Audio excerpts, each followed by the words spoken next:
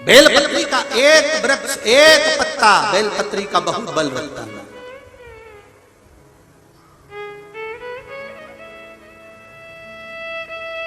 बहुत ध्यान दीजिएगा, जिसको लग रहा है कि मेरे घर में किसी ने बंधन है या मुझे ऐसा लग रहा है कि मेरा विकास नहीं हो रहा, मेरी उन्नति की ओर नहीं बढ़ पा रहा, सारे उपाय कर लिए और मैं उन्नति की ओर नहीं बढ़ रहा, तो श्राद्ध पक्ष चल रहा है, 16 दिन श्राद्ध के चल रहे हैं। जितने दिन निकल गए निकल जाने दो, जितने दिन बचे हैं एक छोटी सी कटोरी में गंगा जल, थोड़ा सा जल बेलपत्री के वृक्ष के नीचे और थोड़ा सा वही जल बचाकर शंकर भगवान पर चढ़ाना प्रारंभ कर दो। ये 16 दिन निकलेंगे, आपको खुद नवरात्रि में अंतर मालूम पड़ जाएगा कि उन्नति की ओर बढ़ना प्रारंभ करा कि नहीं करा। थोड़े से जल में गंगा जल मिलाकर बेलपत्री के वृक्ष के नीचे डालिए और थोड़ा सा जल देवाधिदेव महादेव, उसी कटोरी का जल, ये उसी पात्र का जल, उसी कलश का जल, चाहे तो आप कटोरी में ले जाओ, चाहे तो आप गिलास में ले जाओ, चाहे तो आप तांबे के पात्र में ले जाओ, चाहे तो आप कलश में भर कर ले जाओ, या रोज जल चढ़ाने जाती है उसमें थोड़ा गंगा जल डाल के ले जाओ। पहले बेलपत्री के पेड़ के नीचे चढ़ा दिया, उसी जल को ले जाकर थोड़ा सा बचा हुआ शिव जी को चढ़ा दिया। बाबा से विनती कर ली, बाबा हमारी उन्नति नहीं हो रही, बड़े दुखी हैं, आगे नहीं बढ़ पा रहे, बहुत कष्ट में हैं, बाबा संभालना। अभी जितने दिन बचे उतने दिन तो चढ़ा, उतने दिन तो समर्पित कर। समय आया, देवराज के बाद में कथा आती है, बिंदुक नाम का ब्राह्मण, इसने भी गलत कर्म करा और दीवार से कूद गया, पानी में जाकर डूब गया। 3 तरह से मरे हुए व्यक्ति को मोक्ष नहीं है। पहला पानी में डूब कर मरा हुआ, दूसरा स्त्री के हाथ से मरा हुआ, तीसरा सर्प के डसे से मरा हुआ। इनकी मुक्ति नहीं होती कभी भी। सुन लो अशोकनगर वालों, ध्यान से, मरने का भी प्लान बनाओ तो पानी में डूब के कभी मत मरना। किसी किसी को मन में आता है कि मैं सुसाइड करूं, तो निवेदन है कि थोड़ा चेंज करो। ओल्ड फैशन है कुएं में डूब के मरना, पानी में डूब के मरना, कुछ न्यू फैशन लेकर। हमें नहीं मरना पानी में डूब कर। न्यू फैशन कैसा? बस अब तो जैसी जिंदगी मिली है इसी को निभाऊंगी, भगवान का भजन कीर्तन स्मरण करूंगी और उसका भजन करते करते मर जाऊंगी, पर पानी में डूब के नहीं। किसी माता को देखो, किसी पिता को देखो, और आपका भी विवाह होगा, आपकी भी शादी होगी, आप भी माता पिता बनेंगे। एक माता पिता की पूरी जिंदगी, पूरी लाइफ, बच्चों की जिंदगी, बच्चों की लाइफ बनाने में निकल जाती है, और वो ही बच्चे अपने मोबाइल के स्टेटस पे लगाते हैं, माय वाइफ माय लाइफ, मेरी वाइफ ही मेरी लाइफ। विचार करो उस माता पिता को कितना दुख होता होगा जिनने अपनी पूरी लाइफ तेरे लिए लगा दी, पूरी जिंदगी तुझको तेरी लाइफ बनाने में लगा दी, और तुम लिख रहे हो my wife is my life, मेरी पत्नी ही मेरी लाइफ है, जिंदगी।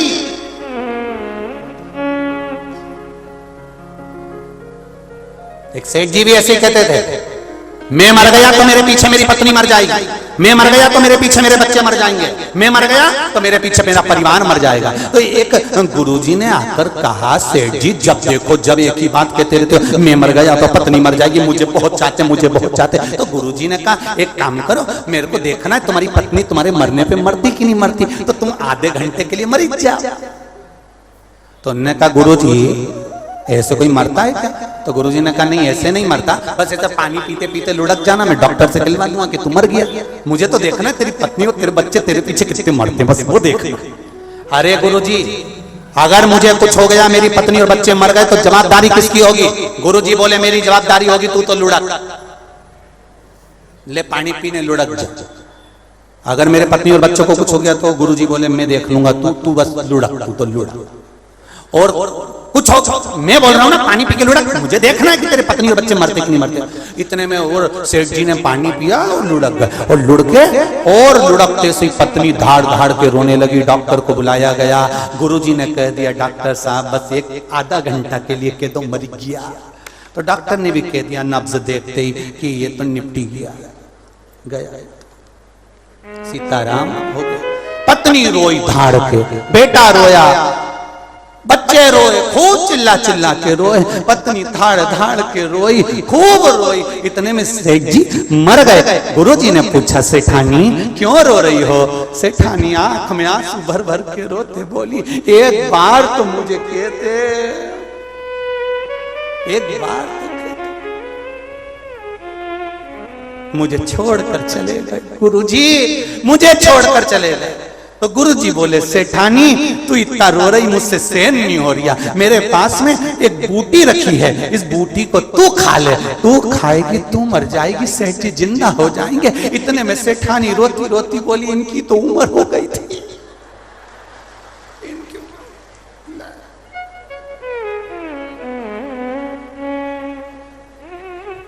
सेठ जी को आया गुस्सा, उठने ही वाले थे, गुरुजी ने चिमटा फोड़ दिया, चुपचाप पड़े रहे, हिलना ही मत, बिल्कुल पड़े रहे। छोरा रो रहा था, बेटा तू क्यों रो रहा है? पिताजी ने बताया भी नहीं कि किससे कितना लेना था और मर गए। ले ये बूटी तू खा ले, तू खाएगा तू मर जाएगा, तेरा पिता जिंदा हो जाएगा। छोरा रोते रोते बोला, पिताजी परसों कह रहे थे कि अब दुकान तुझे ही संभालना, सारी प्रॉपर्टी तेरी। छोटा सा बच्चा रो रहा था, तू क्यों रो रहा है? मेरा दादाजी मर गया। तो मर गया तो अब मुझे कुरकुरा कौन दिलाएगा, अब मुझे टॉफी कौन दिलाएगा? इतने में गुरुजी ने कहा, ले ये बूटी तू खा ले, तू खाएगा तू मर जाएगा, तेरा दादाजी जिंदा हो जाएगा। इतने में छोरा रोते रोते बोला, गुरुजी तुम्हारे कोई आगे नहीं, तुम्हारे कोई पीछे नहीं, तुम ही खा लो।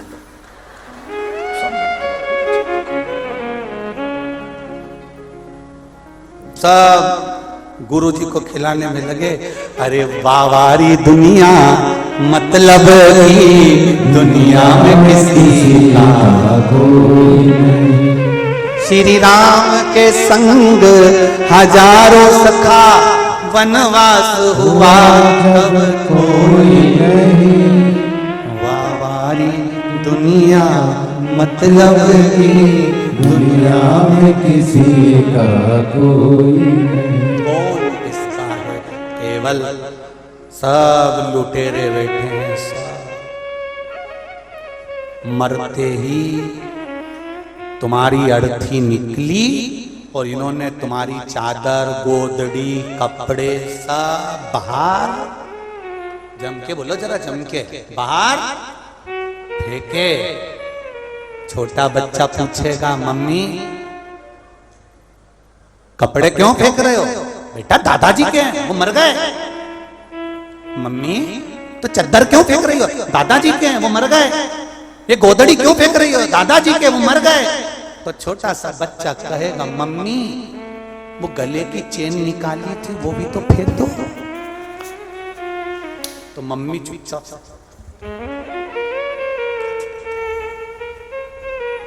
सोने की चेन, दादाजी की अंगूठी, ये नहीं फेंकेंगे, केवल जो कपड़े पहने थे वो फेंकेंगे। कौन फेंकेगा?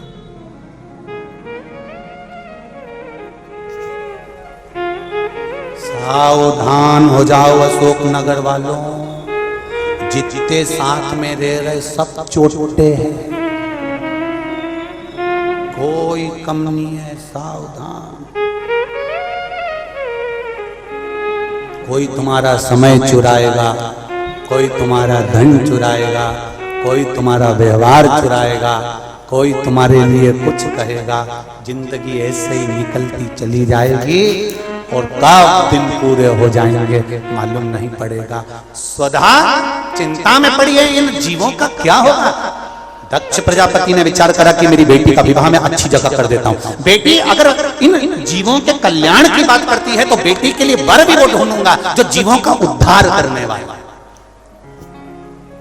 बेटी पढ़ी लिखी है, उससे दुगना पढ़ा लिखा उसका लड़का होना चाहिए, वर होना चाहिए। बेटी ज्ञानवान है, उससे दुगना ज्ञानवान उसका वर होना चाहिए। माता सीता ने 4 वर्ष की अवस्था में धनुष को उठाया था उल्टे हाथ से तो जनक जी ने संकल्प ले लिया था कि सीता का विवाह उसी से करूंगा जो धनुष को उठाएगा, चढ़ाएगा, तोड़ देगा। राम जी ने धनुष को उठाया, चढ़ाया, तोड़ दिया तो सीता जी के मन में भाव उत्पन्न हो गया, पिताजी मेरे लिए धनुष यज्ञ क्यों रखा? तो जनक जी ने कहा कि तूने उल्टे हाथ से धनुष को उठाया था 4 वर्ष की आयु में, तो तेरा पति वो होना चाहिए जो इस धनुष को तोड़ दे। तो जाने विद्वान है बेटी, तो उससे दुगना विद्वान उसका पति होना चाहिए। दुगना विद्वान। खूब पढ़ाओ बेटियों को, खूब पढ़ाओ बेटों को, विद्या में कोई कमी मत छोड़ो।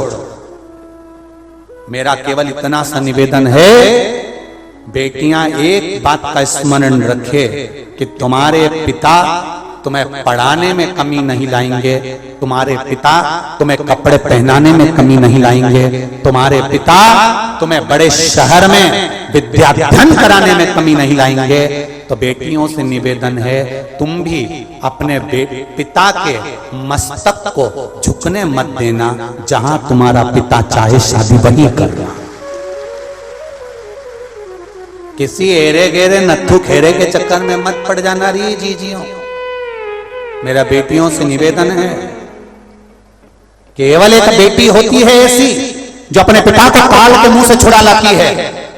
पहले भी कथा में कहा 4 तरह का भोजन बेकार होता है। पहले नंबर का भोजन, जिस भोजन की थाली को कोई लांग कर चले गया वो नाली में पड़े हुए कीचड़ के बराबर होता है। ऐसा भोजन नहीं करना चाहिए जो कोई लांग कर चले गया। दूसरा भोजन, जिस भोजन की थाली में ठोकर लग जाए वो भ्रष्टा के बराबर, गंदगी के बराबर होता है। जिसमें ठोकर लग गई और खा लिया वो भ्रष्टा के बराबर है। तीसरे नंबर का भोजन, जिस भोजन की थाली में बाल पड़ा हो, केश पड़ा हो, वो दरिद्रता प्रदान करता है। ओम नमः शिवाय। और चौथे नंबर का भोजन, पति और पत्नी एक ही थाली में साथ बैठकर भोजन कर रहे हो तो वो मदिरा के बराबर होता है। ये 4 तरह का भोजन होता है। सनातन हिंदू धर्म में रीति है, पति के भोजन करने के बाद पत्नी उसी थाली में अगर भोजन करती है तो पति की अकाल मौत का स्मरण नहीं होता और नारी का अखंड सौभाग्य होता है और 4 धाम के प्रसाद के बराबर वो महाप्रसाद होता है। पति के जीवने के बाद पत्नी अगर उसी थाली में भोजन कर रही है, और हमारा निवेदन है पति की थाली में अगर भोजन नहीं करना है तो निवेदन है एक थाली में भोजन साथ बैठकर मत करो, 2 थाली लगा लो, अलग अलग लगा लो। साथ बैठ के भोजन करते हो मना नहीं है, आप आराम से करो, पर एक थाली में दोनों साथ बैठकर खाते हैं तो वो मदिरा के तुल्य होता है। तुम देखना बफेट में जब पति पत्नी एक ही थाली में खाते हैं ना तो घर के बड़े भी खड़े रहते हैं तो इनको शुद्ध नहीं रहता, क्योंकि मदिरा के नशे में रहते हैं। स्नेह का प्यार का नशा ऐसा होता है, आग लगन दो पर तो चरो तो खाओ।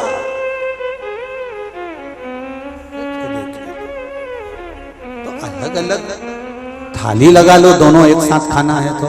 पर पति और पत्नी 4 तरह का भोजन बेकार होता है। पहले नंबर का बोलो कौन सा, जम के बोलो जरा, जिसको कोई अच्छे जम के बोलो, लांग गया। दूसरा ठोकर लगा हुआ, तीसरा बाल पड़ा हुआ, और चौथा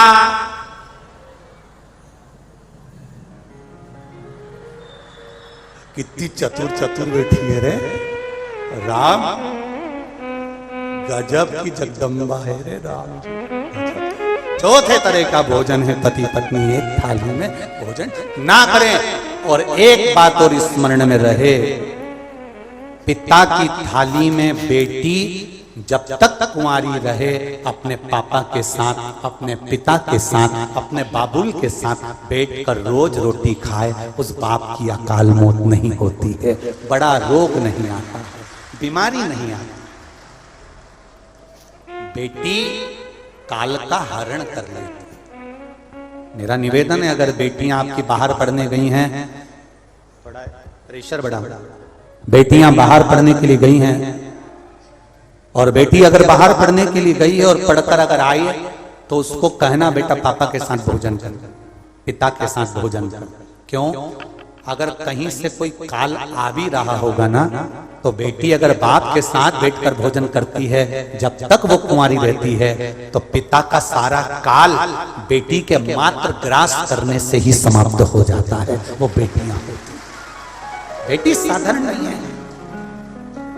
मेरा बेटियों से निवेदन रहा है, पहले भी आज भी कहूंगा, एक मन में शिव महापुराण के प्रति संकल्प धारण कर लो कि हमारे पिता जहां चाहेंगे मैं शादी वहीं करूंगा। ये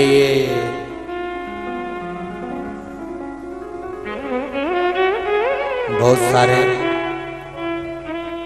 दिखते हैं, 100 रुपए का पेट्रोल गाड़ी में डलवाएंगे और भुर भुर करके तुम्हारे सामने आएंगे। गाड़ी भी दूसरे की और पेट्रोल भी दूसरे का।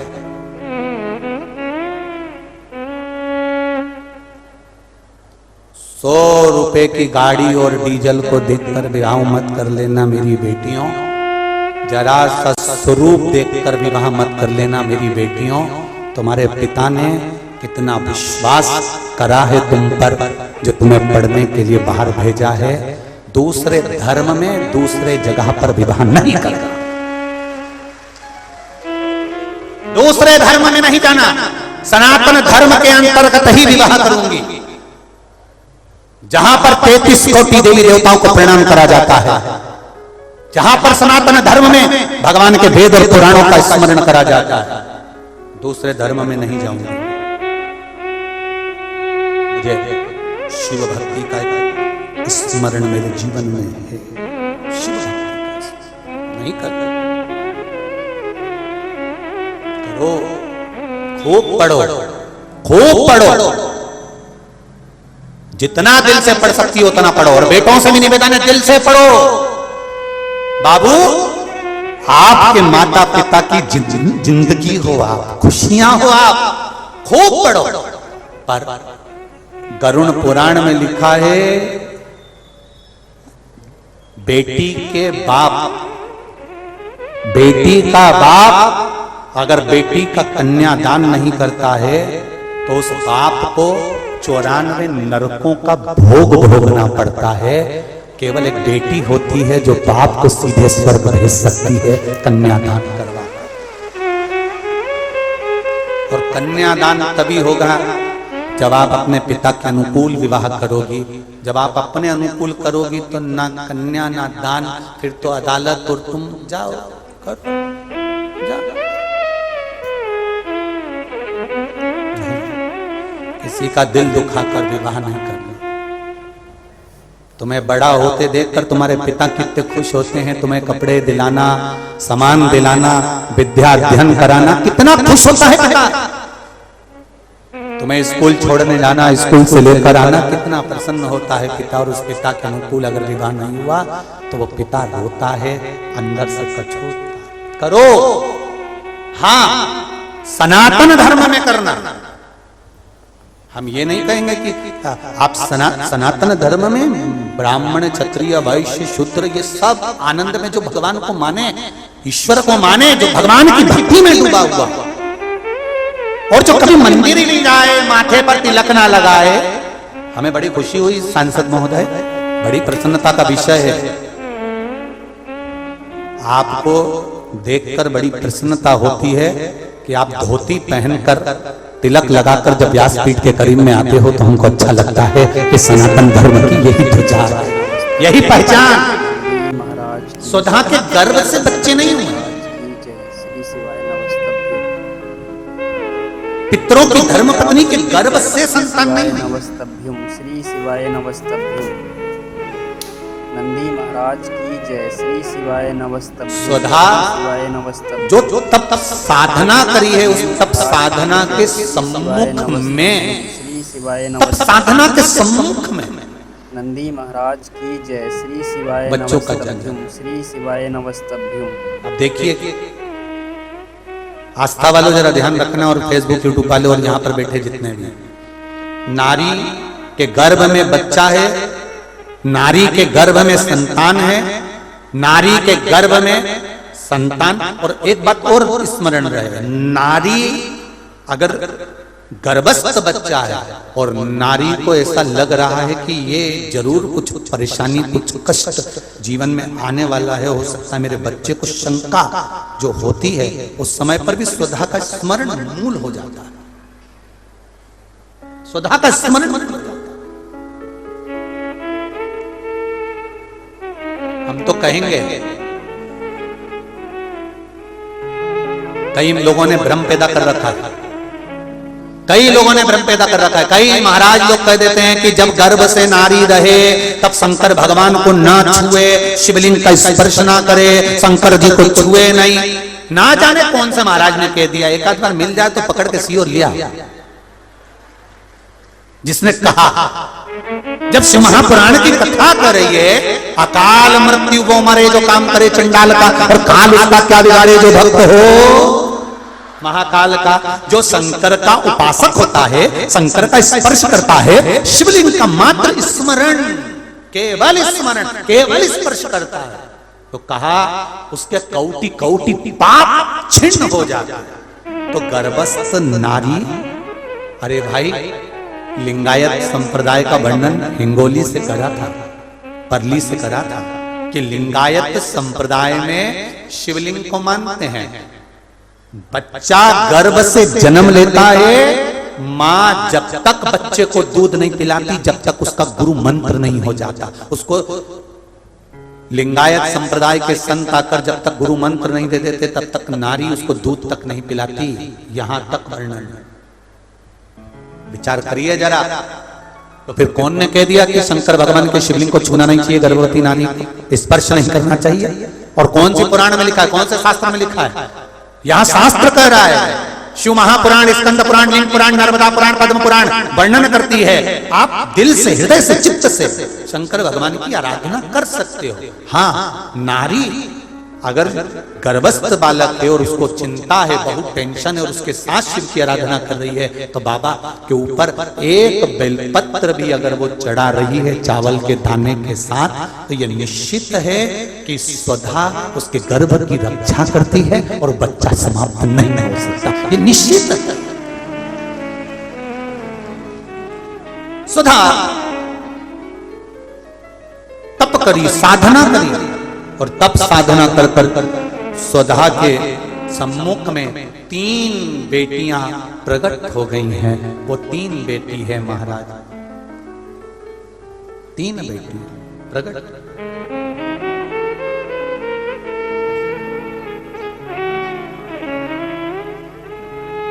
महाराज मैना, धन्या और कला, ये 3 बेटियों का प्रागट्य सम्मुख में हो गया। आप देखेंगे कल की कथा में कि मैना, धन्या, कला, इन तीनों के नाम से जिसको स्वप्न में सांप दिखते हो, मरे हुए व्यक्ति नजर आते हो, या घर में बार बार घात आ रही होती है, तो पितरों की 3 लड़कियां मैना, धन्या और कला, इन तीनों के नाम से पीपल के पत्ते की बंदरवाल कैसे बांधी जाती है। पुण्य की कमाई किसको कहते हैं?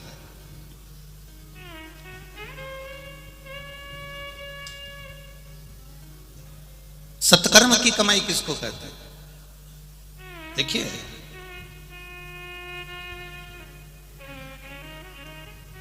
पुण्य की जो कमाई होती है वो कहीं ना कहीं हमें अच्छा फल प्रदान करती है।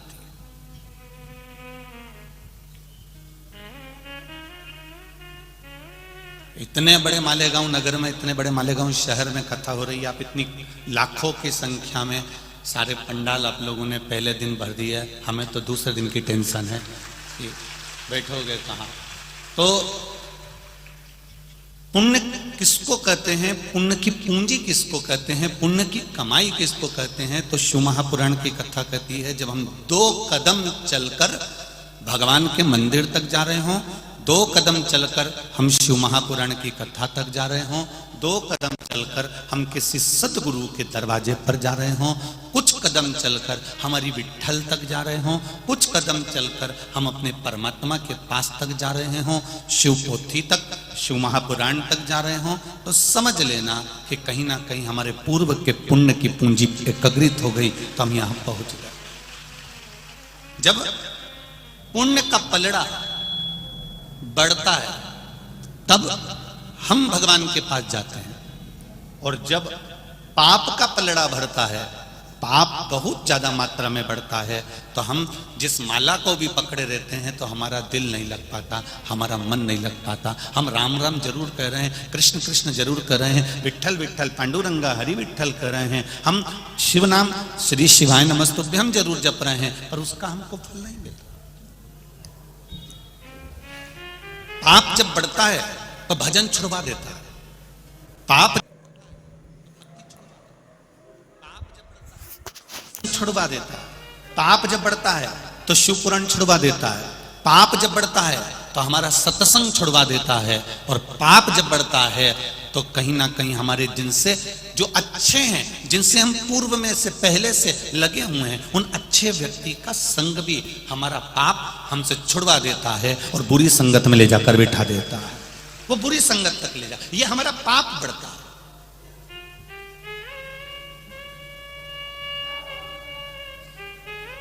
एक गांव का व्यक्ति था, उस गांव के व्यक्ति के पास में पैसा थोड़ा ज्यादा आ रहा था, कमाई अच्छी हो रही थी, तो उसने सोचा कि मैं करूं क्या। उसने कहा एक काम करता हूं, जब धन अधिक आ रहा है तो पत्नी ने कहा एक काम करो, बाजार में से थोड़ी कोड़ियां खरीद लो। कोड़ियां जानते हो, हाथ में बांधते हैं, कोई लोग ऐसे ऐसे पकड़ के खेलते हैं, वो कोड़ियां। थोड़ी सी कोड़ियां ले आई है।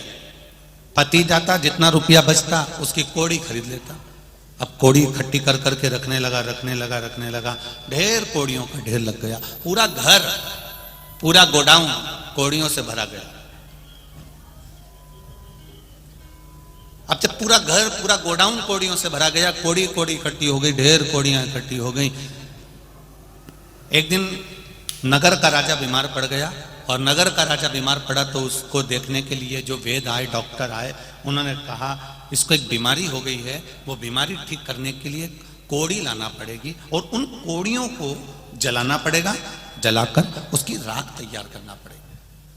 जब कोड़ियों की राख तैयार होगी, वो राख इसके शरीर पर अगर मलेंगे तो इसका शरीर। नमस्तभ्युम श्री शिवाय नमस्तभ्युम। नगर में देखा तो कोड़ी नहीं थी, महल में देखा तो कोड़ी नहीं थी, राजनगर में घर में देखा तो कोड़ी नहीं थी, ढूंढ ढूंढ के कोड़ियों को था। ओम नमः शिवाय, हर हर महादेव। पूरा मार्केट भी देखा गया, पूरा नगर का एक एक बाजार देखा गया, पर कोड़ी नहीं मिली।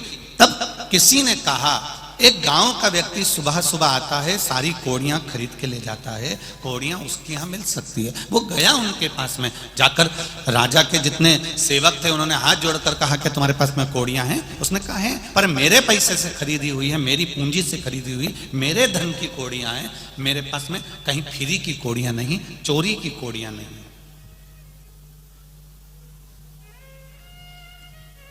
कोड़ियां हैं, हाँ लाओ जरा कोड़ियां दो। उसने कहा मैं अपनी कोड़ी नहीं दे सकता, तुम्हें देना पड़ेगा, राजा बीमार पड़ा है। उसको डराया, धमकाया। तब उसने एक थाली में कोड़ियां भर कर लेकर आया, उनसे कहा लो तुम्हारा झोला पकड़ो, बैग पकड़ो, बारदान पकड़ो। उन्होंने बारदान पकड़ा, इसने कोड़ियां पर हाथ फेरा, उनके झोले में दिया, फिर भर के लाया, फिर कोड़ियों पर हाथ फेरा, फिर उनके झोले में, उनके बैग में, उनके बारदान में दिया। बार बार यही कर रहा था। तब गुस्सा आ गया राजा के दूतों को, और राजा के सेवकों ने कहा एक बार में पूरा बैग उठाकर क्यों नहीं दे देता, एक बार में पूरा बारदान उठाकर क्यों नहीं दे देता, ये बार बार हाथ क्यों फेर रहा है? उसने कहा अरे भाई, मैं इन कोड़ियों में हाथ इसलिए फेर रहा हूं, इन कोड़ियों में मैं वो कोड़ी ढूंढ रहा हूं कि वो एक कोड़ी ऐसी कौन सी आ गई जो मेरी इतनी रखी रखाई कोड़ियों को लेकर जा रही है। उस कोड़ी को ढूंढने का मैं प्रयास कर रहा हूं। एक कोड़ी हमारे घर में ऐसी आ जाती है जो हमारे रखे हुए पूरे धन को ले जाकर नाश कर देती है। एक कोड़ी हमारे घर में ऐसी आ जाती है जो पैसे को, कोड़ी को, पूरे रखी हुई कोड़ी को, पूरे रखे हुए पैसे को डॉक्टर में कहीं कहीं गलत जगह पर, कहीं कहीं ले जाकर, कहीं मदिरा में, कहीं मांसाहार में, कहीं वेश्यावृत्ति में, कहीं जुए में उस कोड़ी को लगा दिया जाता। एक कोड़ी हमारे घर में ऐसी आती है जो हमारा पूरा घर बर्बाद कर देती है, और एक कौड़ी सत्कर्म की, अच्छी पुण्य की ऐसी आ जाती है जो हमारे मालेगांव में शिव महापुराण की कथा करवा देती है। ये कौड़ी का फल, ये कौड़ी है।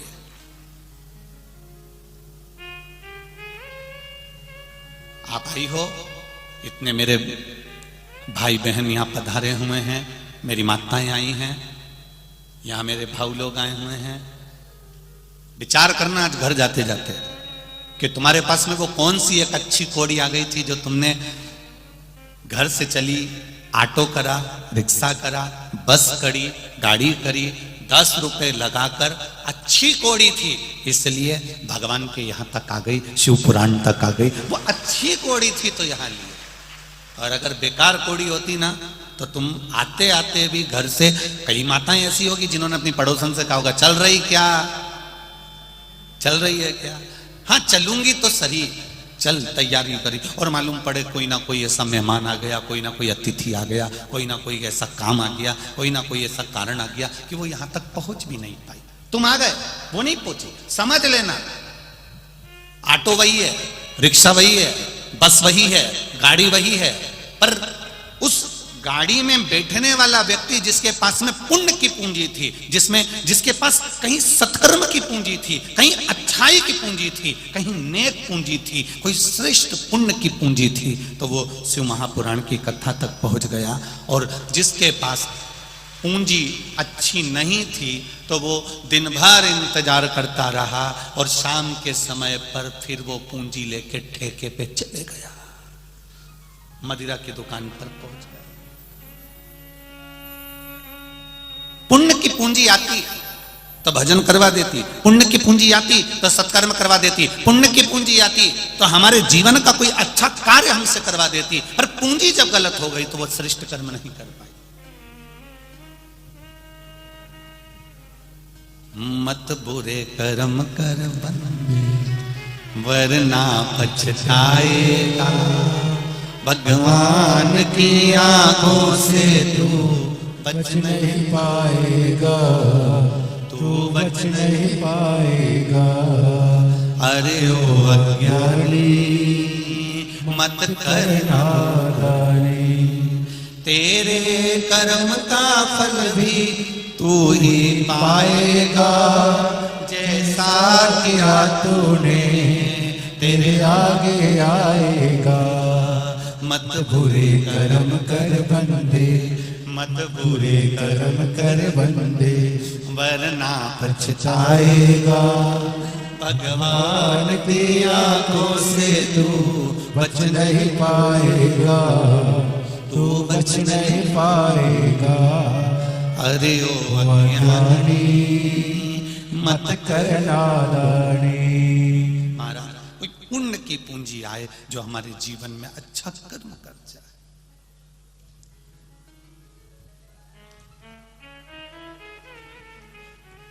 शरीर से पुण्य करना और आत्मा से पुण्य करना, इन दोनों में अंतर।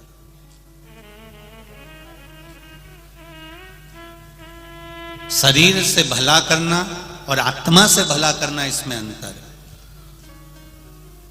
शरीर से सत्कर्म करना और आत्मा से सत्कर्म करना, इसमें अंतर है। जरा ध्यान देना। यहां इतनी सारी माताएं बैठी हैं, मेरी जीजियां बैठी हैं, मेरी बहनें बैठी हैं। कई अपने देवर के लड़के की शादी करती है, कई अपनी जेठानी की लड़की की शादी करती है, कोई अपने परिवार में रिश्तेदारों में शादी में जाती है। काम तो करती है, संभालती भी है, पर अंदर से भीतर से कुड़ती भी रहती है।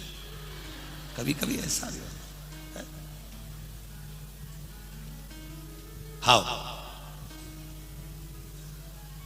शादी भले कर रही हूं मैं, काम भले कर रही हूं, पर इसकी मां ने मेरे साथ जो जो करा मैं कभी जिंदगी में नहीं भूल सकता। अब शरीर से काम कर रही है, फैलारा उठा रही है, सेवा कर रही है, पर अंदर से कुड़ भी रही है।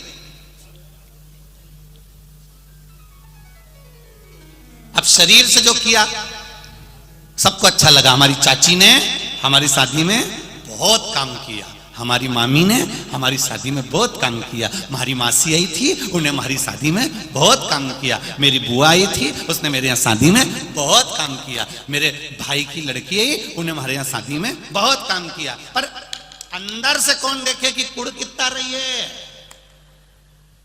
ये तो बाहर से दिखा कि काम बहुत किया।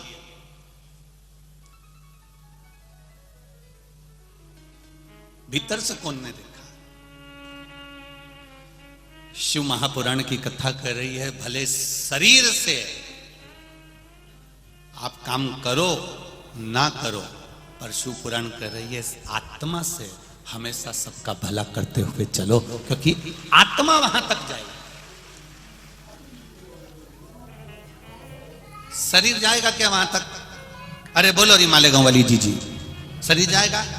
नहीं जाएगा। जाएगा क्या? वही आत्मा, वही जीव, वही चित्त, वही वृत्ति, वही छोटा सा जीव जाएगा, वो आत्मा जाएगी। अब शरीर से तो तुमने अच्छा काम करा, पर मन से अच्छा काम नहीं कर पाए, आत्मा से अच्छा काम नहीं कर पाए, इस हृदय से तुम सत्कर्म नहीं कर पाए, तो फिर काहे का तुम्हारा काम किया? तो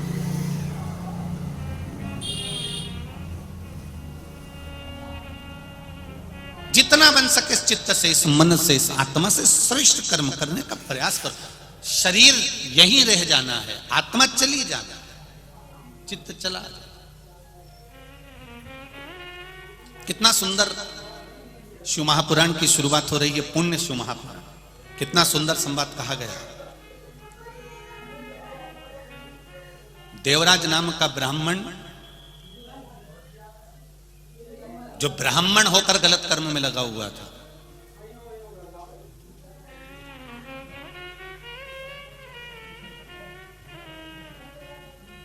शिव महापुराण की शुरुआत देखिए। देवराज नाम का ब्राह्मण जो ब्राह्मण होकर गलत कर्म में लगा हुआ, शरीर गलत जगह पर,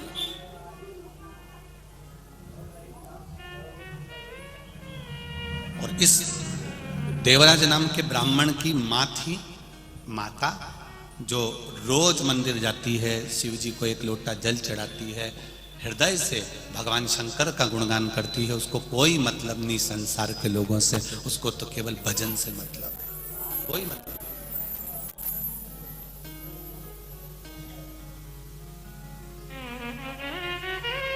परिवार का, घर का, अगर एक व्यक्ति भी शंकर भगवान को जल चढ़ा रहा है,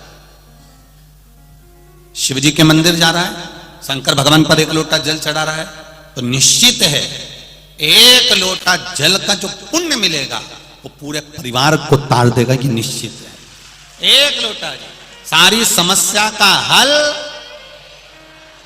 जरा जम के बोलो जरा अच्छा, सारी समस्या का हल। कौन सा युग चल रहा है? जम के बोलो जरा, शिव युग चल रहा है। कल युग तो लोग भूल गए है। रोज पहले सुबह से उठते थे और घर में लड़ाई झगड़ा क्लेश, ना जाने कोई नल में बाल्टी लगाए तो लड़ने बैठ जाए, पानी भरने जाए तो लड़ने बैठ जाए, थोड़ी झाड़ू निकाल के कचरा इधर कर दे तो लड़ ले, कोई साइकिल रखी है गिर गई तो लड़ ले, नींबू गिरा दिया कोई सब्जी वाले ने तो झगड़ा कर ले। तो कितना झगड़ा होता था। अब जब से शंकर भगवान की कथा सुनना चालू करी है, बोलो रे मालेगांव वाले, ईमानदारी से बोलना, गांव गांव से आए हो, किसी गांव में तुमने झगड़ा करते हुए देखा है किसी माताओं को आपस में? नहीं, क्योंकि शिव भक्ति का इतना बल हो गया कि माताएं तो माताएं, पुरुष, युवान बच्चे, छोटे छोटे बच्चे भगवान शंकर की भक्ति में ऐसे डूब गए कि एक लोटा जल लेकर मंदिर में जाते हैं, शिव जी को चढ़ाते हैं। मंदिर अगर पानी लेकर नहीं गए तो झाड़ू लगा देते हैं, सफाई कर देते हैं, पूरा मंदिर क्लीन कर कर बेलपत्री से, फूल से भगवान शंकर का श्रृंगार कर देते हैं। इसको कहते हैं शिव युग। समाप्त हुआ कलयुग, वो शिव युग उनके हृदय में समाहित हो।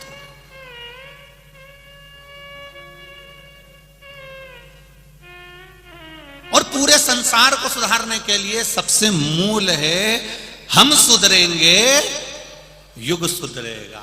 हम अपने आप को संवार रहे हैं, हम अपने आप को सुधार रहे हैं। और जिस दिन हम सुधर गए उस दिन पूरा परिवार, घर, मोहल्ला, कॉलोनी, कुटुंब और हमारा नगर, हमारा क्षेत्र अपने आप सुधर जाएगा। एक व्यक्ति के सुधरने से सुधर जाएगा। हम सुधारें, अपने आप को सुधारें। पर हम थोड़ा उल्टे चलते हैं। सास बहू को सुधारना चाहती है पर खुद नहीं सुधरना चाहती। बहू सास से आस लगा के बैठी है कि मेरी मम्मी के पास खूब है, मेरी सास के पास खूब है, उनके पास में एक से बढ़कर एक साड़ी, उनके पास में एक से बढ़कर एक रकम। बहू सास से आस लगा के बैठी है, मेरी सास के पास खूब है, सास मुझे देगी। पर मेरा बहुओं से निवेदन है, तुमने कभी सास को कुछ दिया? जब तुमने कुछ नहीं दिया तो फिर आस काय को लगा के बैठी है कि वो देगी? अगर तुम मायके जाती और मायके से अपने पति के कपड़े लेके आई, अपने बच्चों के कपड़े लेके आई, अपनी छोरी का कपड़ा लेके आई, अपने कमरे को सजाने का सामान लेके आई, गई थी बैग भर के सामान लेके आई। जब यहां से गई थी तो एक बैग था, आई तो 4 बैग लाई। और जब इतना सामान तू अपने घर के लिए लेकर आई तो एक सामान अपनी सास के लिए लेकर आती, और सास के लिए लेकर आती तो सास भी तो कहती कि मेरी बहू जब जब जाती है तो मेरे लिए कुछ लाती है, तो वो भी तुझे कुछ दे देती। पर हमने केवल लेना जाना है, देना जाना कहां? और आस लगा के बैठी है, दिवाली पे मेरी सास से मैं कहूंगी मेरे को हार दे दो, दिवाली पे मेरी सास से कहूंगी मुझे पाटली दिला दो। सास भी सोच के बैठी है, आ तो जरा, आ तू एक बार आ जा बस। कभी एक शब्द मुंह से नहीं बोले, मीठा नहीं बोले, कभी प्रेम के वाक्य नहीं बोले, प्रेम के शब्द नहीं बोले, और क्या क्या चेन दे दो, अंगूठी दे दो, हार दे दो। तो वो भी इंतजार कर रही, तू बोल, बस तूने एक शब्द बोला और उन्हें फिर नीचे से लेके ऊपर तक उखाड़ दिया। फिर उखाड़, फिर कहने वाली ने तुरंत कह दिया किसी के पिताजी रख के नहीं गए थे। उसने फिर बोलना चालू करा, तो क्यों, किस लिए, हमने क्या दिया है, हमने क्या प्रदान किया, हम क्या दे रहे हैं, हम क्या प्रदान कर रहे हैं? हम लेने की आशा रख रहे हैं पर देने की आशा। शिव पुराण कहती है हम भगवान शंकर को एक लोटा जल जब घर से ले जाते हैं पानी भरकर, शंकर भगवान को जब चढ़ाते हैं, वो जल का पात्र, वो लोटा खाली नहीं आता। तुमने जो शंकर भगवान के चरणार विंद का जो चरणामृत लिया है, जल लिया है, चरणोदक लिया है, वो उस लोटे में, उस कलश में डाल लिया, उसको लेकर आ रही हो, वो कलश खाली नहीं है, वो ना जाने कितने कुबेर के खजाने से भरा हुआ कलश है, वो खाली नहीं है, उसको भरा हुआ।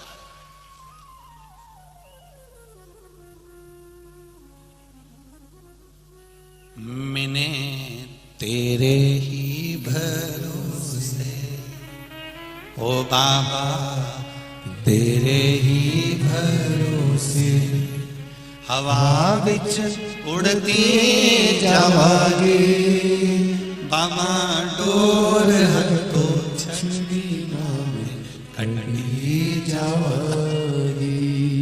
इस शरीर को परमात्मा ने जो दिया है, ये पूर्व के कर्म के अनुसार मिला। देखो, अच्छा शरीर दिया तो पूर्व का कोई अच्छा कर्म होगा हमारा, तो भगवान ने हमको अच्छा शरीर दिया।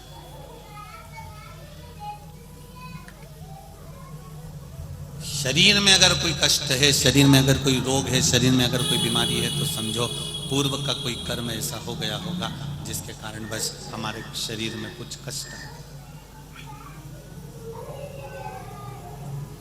पर भगवान के भजन से, भगवान की भक्ति से, शिव भक्ति से, उस पूर्व के किए गए कर्म को हम थोड़ा थोड़ा काट सकते हैं। जैसे एक पत्र आया, देखिए,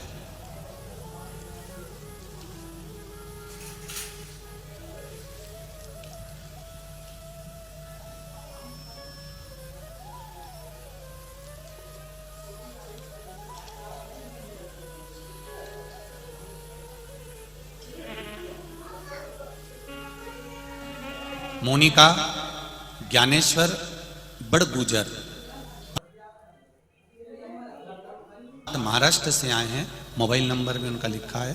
कहीं बैठे हो तो हाथ हिलाइएगा, दोनों हाथ इस तरह से हिला देना, कहीं बैठे हो। अच्छा इधर है, ठीक है, दोनों हाथ हिला दो एक बार। दिख गए हो बेटा, दिख गए हो, हाँ ऐसे हिला दो। श्री शिवाय नमस्ते। एक बार फिर से हाथ हिला दो, ठीक। मोनिका ज्ञानेश्वर, औरंगाबाद महाराष्ट्र। पूज्य गुरुदेव, मेरे पिताजी को लॉकडाउन जून के महीने में 2020 को मुंह में कैंसर हो गया था, जिसका फोटो मैं लगा रही हूं। कैंसर हो गया था 27/6/2020 को औरंगाबाद में अस्पताल में जांच की, तब रिपोर्ट में कैंसर बताया गया। डॉक्टर ने 11/7/2020 को लॉकडाउन की बड़क स्थिति में ऑपरेशन किया। ऑपरेशन की रिपोर्ट अनुसार रेडिएशन केमोथेरेपी किया, फिर पिताजी को तकलीफ दर्द कम नहीं हुआ। डॉक्टरों ने 15/1/2021 को ऑपरेशन करने को फिर कहा। ऑपरेशन के दौरान पिताजी को गले में जख्म हो गया।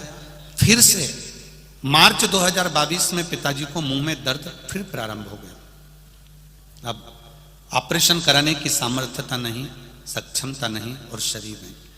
हमने औरंगाबाद के अस्पताल में दिखाया, मुंबई के अस्पताल में भी दिखाया, तो डॉक्टर ने ऑपरेशन का कह दिया वापस। केमोथेरेपी चलने लगी, परेशानियां बढ़ती रही पर आराम नहीं लगा। तभी मेरी आजी और मेरी मामी ने हमें बताया कि महादेव को 1 लोटा जल चढ़ाओ। मैंने टीवी पर कथा सुनी है, उसमें बताया है रुद्राक्ष का पानी चढ़ाओ। हमने परिवार के व्यक्ति को भेजकर सीहोर से रुद्राक्ष बुलवाया। उस रुद्राक्ष को रात में तांबे के कलश में गलाते, सुबह शिव जी को चढ़ाते। शिव जी को 1 लोटा जल चढ़ाते, वो जल लाकर पिताजी को पिलाते। बेलपत्र महादेव की चढ़ी हुई लाकर उनको पीस कर देते। बाबा कुंदकेश्वर का नाम लेकर दवाई भी देते। 27/10/2022 को फिर पेट स्कैन की जांच की रिपोर्ट बाबा की कृपा से मुंबई के हॉस्पिटल में नॉर्मल आना प्रारंभ हो गया। अब पिताजी को आराम है। उनका हम फोटो, दूसरा वाला पहले वाला फोटो लगाया और दूसरा वाला फोटो लगा रहे हैं। ये शिव की कृपा है गुरुदेव। एक बेटी का और पत्र बड़ा सुंदर आया है, देखिए। जया गणेश सुतार, ब्राह्मणपुर की कथा में, ब्राह्मणपुर गणेश मंगवान सुनार, जलगांव, संत मीराबाई नगर जलगांव से आई है। कहीं बैठे हो तो हाथ हिलाइएगा। बच्ची का नाम है रेणुका गणेश सुतार। आप ही हैं? दोनों हाथ हिला दो ऐसे। श्री शिवाय नमस्तुभ्यम। फिर से हिला दो एक बार हाथ। श्री शिवाय नमस्तुभ्यम। मेरी बच्ची को पितृपक्ष में जिसका मैं फोटो लगा रही हूं, बेटी का फोटो लगाया है, आप टीवी चैनल के माध्यम से देख सकते हैं। पितृपक्ष के दौरान अचानक तबीयत खराब हो गई, इतनी खराब हो गई कि गुरुजी पूछो मती, सब रोने लग गए। हमने जैसे तैसे अस्पताल में भर्ती किया और डॉक्टर उसको आईसीयू में ले गया। आईसीयू में भर्ती किया, उसके बाद में धीरे धीरे तबीयत और ज्यादा खराब होती चली गई, ठीक नहीं हुई। उसको वेंटिलेटर पर ले जाकर डाल दिया गया। वेंटिलेटर पर भी पूरे शरीर में उसके नाड़ी, जहां देखो वहीं पर प्लास्टिक की पन्नियां पैक लगी हुई थी, चारों तरफ मुंह पर हर जगह पर नलियां लगी हुई थी। केवल नासिका की एक नली ऐसी थी जिसमें से उसको वेंटिलेटर पर कुछ दिया जा रहा था। नाकों में, गले में नलियां ही नलियां लगी हुई थी गुरुदेव। तब सोचा कि क्या करें। किसी ने बताया कि 1 लोटा जल शिव जी को चढ़ाइए। हमने 1 लोटा जल शंकर भगवान को चढ़ाना प्रारंभ करा। सीहोर भेजा, रुद्राक्ष मंगवाया। उस रुद्राक्ष का जल बाबा देवादिदेव महादेव को चढ़ाना प्रारंभ करा। 3 दिन तक मेरी बेटी को वेंटिलेटर पर ही रखा गया। मैंने उस रुद्राक्ष का जल जैसे ही शंकर भगवान पर चढ़ा हुआ पानी उसके चेहरे पर और उसके होठ पर लगाना प्रारंभ करा। बाबा की कृपा से मेरी बेटी के शरीर में हलचल होने लगी और मेरी बेटी धीरे धीरे ठीक होकर आज मेरी बेटी मेरे घर आ चुकी है। बेटी का फोटो लगा रही हूँ गुरुदेव, और ये पत्र अपने भाव से मैं बाबा को नमन करती हूँ। अब ठीक है बाबू, श्री शिवाय नमस्तुभ्यम। बैठिए। हर हर महादेव। शिव कृपा इसी को कहते हैं, शंकर की उदारता इसी को कहते हैं, शिव तत्व इसी को कहते हैं। क्या देगा वो? इतने पत्र लिखे हैं, हम अभी पूरे तो नहीं पढ़ पा रहे हैं, जो पढ़े वो भी यहां रखे हैं, और सारे पत्र पूरे यहीं मालेगांव के नगर में रह जाएंगे। कभी इन पत्रों को कभी पढ़कर देखना। इन पत्रों में लोगों का जो उन्होंने कथा सुनी है, जो उन्होंने दिल से टीवी चैनल के सामने बैठकर जो मांगा है, जो 1 लोटा जल शंकर को चढ़ाया है, जो एक बेलपत्र चढ़ाई है, उसका फल क्या मिला है, इन पत्रों में वर्णन किया गया है, इन पत्रों में बताया गया। आप दिल से रिझाओ और मालेगांव की इस धरा को भी कह रहा हूं, दिल से सुनो, शरीर से कथा नहीं सुनना है, हमको हृदय से सुनना। भोला सब दुख काटो। ओम